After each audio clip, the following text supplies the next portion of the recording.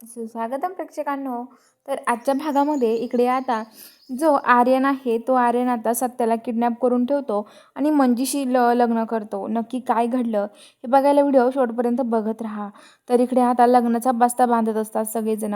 ते बस्ता बांधायचं चालू असतं आणि इकडे आता जी मंजू आहे, मंजू आता तिथे साड्या बघत असते. काही गुंड तिची छेड काढतात. आजोबा तिथे येतात आणि ते म्हणतात की काय तुम्हाला चांगला धडा शिकवतो मी आता, असं म्हणतात. आणि ते आजोबा जे असतात ते आजोबा आता त्यांना सगळ्यांना साड्यांमध्ये गुंडळू गुंडळू खूप हाणतात आणि ते गुंड आता तिथून पळून जातात. तर आता जी मंजू आहे ती मंजू आता तिथेच उभा असते.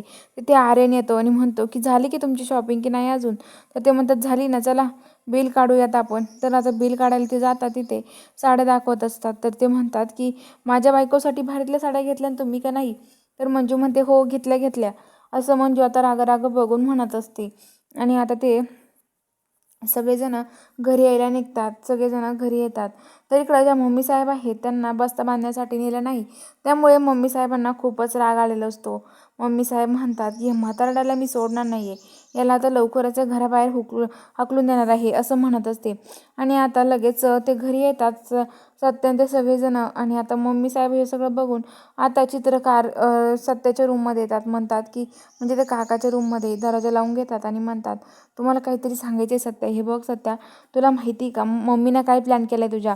अरे ती तुला आता ह्या घरातून काढून देणार आहे. ती म्हणे या म्हातारा या घरात नाही ठेवायचं, त्याला लवकर ह्या घरातून काढून द्यायचं असं म्हणतीये ती. आता काय करायचं. तर तो म्हणतो काय मला काढून देणार आहे, आता काय करू मी, असं म्हणत असतात. तर आता तो म्हणतो काळजी करू नका, मला घरातून जाण्याआधीच मी असं याचा खरा चेहरा ना सगळ्यांसमोर आणणार आहे आर्यनचा, असं सत्या म्हणतो. तर इकडे आता लग्नाचे वेळेस जो सत्य आहे तो रूममध्ये झोपेला असतो. पण आर्यन त्याच्या अचानक रूममध्ये येतो आणि सत्य जो आहे तो काकाच्या नाही तर त्या सत्याच्याच रूपामध्ये झोपेला असतो. हे सगळं बघून तो म्हणतो सत्य जिवंत आहे. आणि तो आता एक रुमाल घेऊन येतो बेशुद्ध करण्यासाठी आणि सत्याला तिथे बेशुद्ध करून ठेवतो. आणि आता मंजू जी असते ती लग्न लागायच्या वेळेस टेरेसवरती सत्याची खूप वाट बघत असते. आर्यन सोंग आणतो काकाचं आणि म्हणतो की काय तुम्ही तुमच्या आजी सासऱ्याची वाट बघताय काय काकांची. तर मंजू म्हणते हो ना, अजून काका नाही आले इथे. तर तो म्हणतो की काय काकांची नाही वाट बघत आहे तुम्ही, सत्याची वाट बघताय. तर मंजू म्हणते कुठे आहे माझं सत्य, सांग लवकर.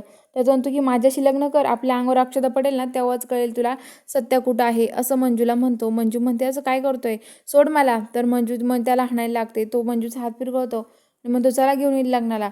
आर्यन लग्नासाठी तिथे येऊन बसतो आणि आता ती घोंगट घेऊन दुसरंच कोणीतरी तिथे आलेलं असतं, पण आर्यनला माहीत नसतं नक्की कोण आहे. आणि आता लगेच तिथे लग्न लावायला सुरुवात होते. आता मंजू तिथे नसतेच.